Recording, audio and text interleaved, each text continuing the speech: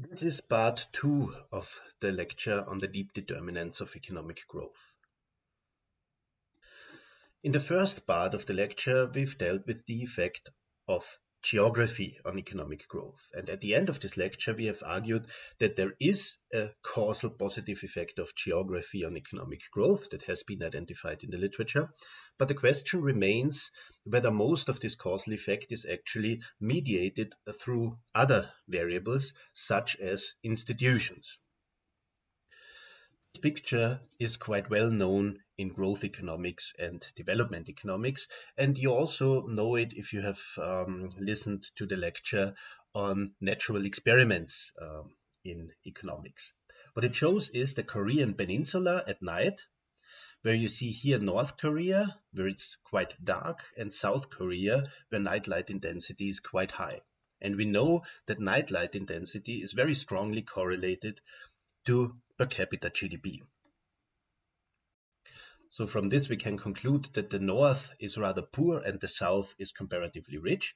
And we've argued that this comes close, actually, this Korean experience, to a natural experiment, because before the Korean War, when the north and south split, the two countries were very equal in terms of development level, in terms of the homogeneity of the population, and so on and so forth. And then after the war, after South Korea became a market-based economy and North Korea a communist dictatorship, huge differences in development in the two parts emerged, and nowadays the South is rich and the North is still poor and many people starve there. So something must have went terribly wrong in North Korea, and of course an obvious candidate is the institutions and the political system in the North. Another example is East versus West Germany, where also East Germany became a communist dictatorship and West Germany a market-based democracy. And also there, when the two reunited, East Germany was much poorer than West Germany, although they had the same level of development after the Second World War.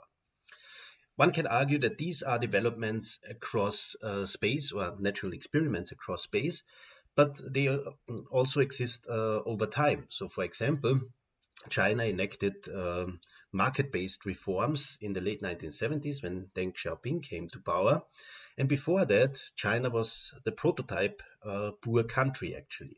Then the reforms brought better property rights protection, the creation of markets, private companies, and so on and so forth. In the subsequent decades, China has grown very quickly, in some years even at rates above 10% in terms of per capita GDP growth per year, which was historically unprecedented. All these examples imply that there may be a positive effect of property rights protection, of democracy, of inclusive institutions, so in a broader context, on per capita GDP growth. And what one can observe is that actually there is a positive correlation between property rights protection and per capita income across countries.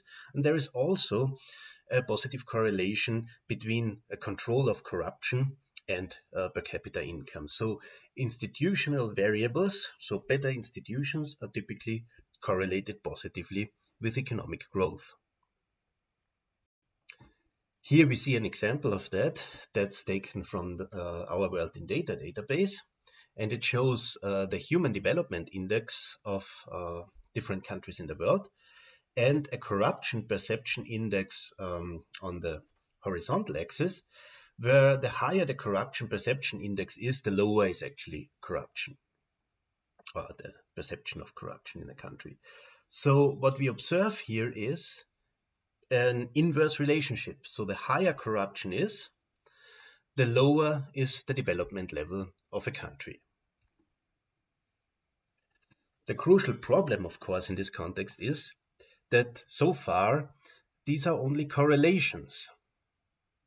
So higher development and lower corruption tend to go hand in hand, but actually it could just be the case that the richer economy can actually afford better institutions, and can afford better police, better judiciary system that may reduce corruption, or it could afford better property rights protection, and so on and so forth. And this correlation, therefore, tells us nothing about whether institutions could be a fundamental cause of economic growth.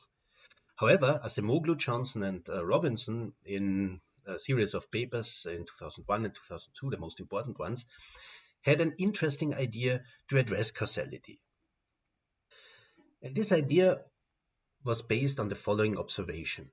When European conquerors and settlers arrived in the colonies in the 15th, 16th, 17th centuries, then they established more inclusive institutions in places that suited better to their living conditions actually in Europe. So if the soil quality was higher or the diseases were not as widespread, so no tropical diseases and so on and so forth, then Europeans rather wanted to settle there and established more inclusive institutions. By contrast, in places where there were lots of infectious diseases and the weather was not as suited, say, to the European living conditions, they may have had an incentive to just go in and extract resources as quickly as possible, and they may not have established inclusive but extractive institutions. Now, institutions change only very slowly. So if they are established somewhere, it takes a lot of time actually to reform them and so on and so forth. So today's institutions very much actually resemble the characteristics of those institutions that were designed at colonial times. As a consequence of that, causality can only run in one direction. If we have historical institutions as given, then today's economic activity cannot affect, of course, historical institutions.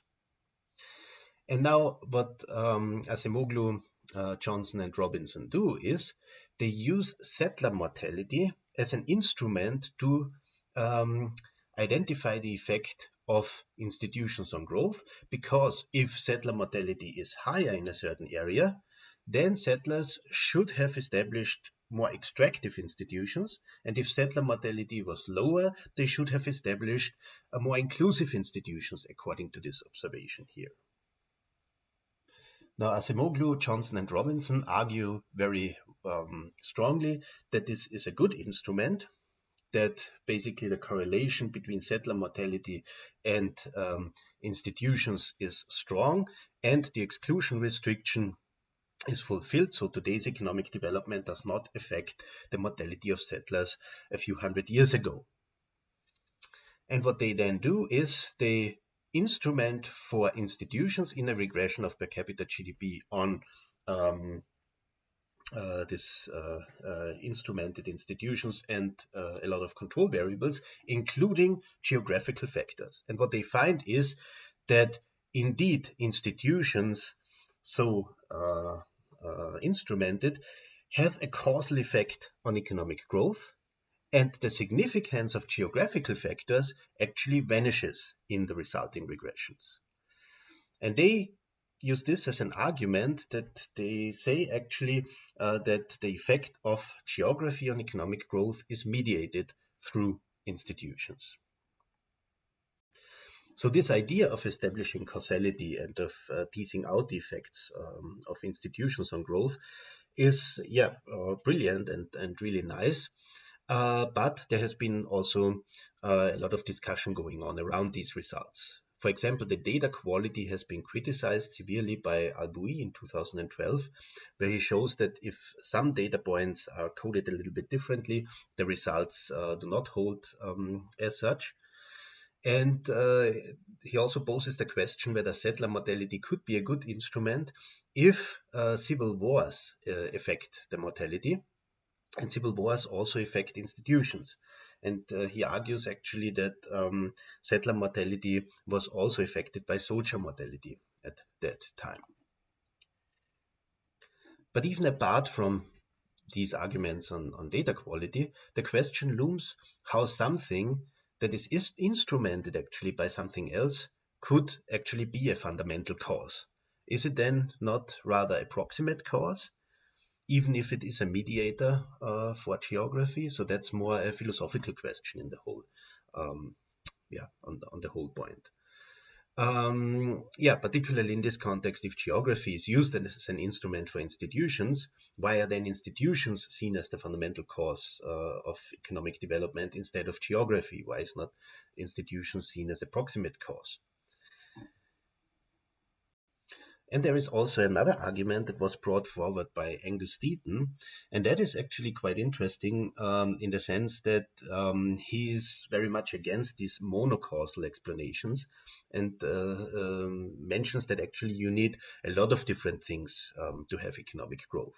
So you may need geography, you may need institutions, you may need culture, as we will see in the next part of the lecture, and so on and so forth. Similar as you need a lot of ingredients to bake a cake. For example, you need baking powder, eggs, flour, etc. And without any of them, you do not get a good cake, actually.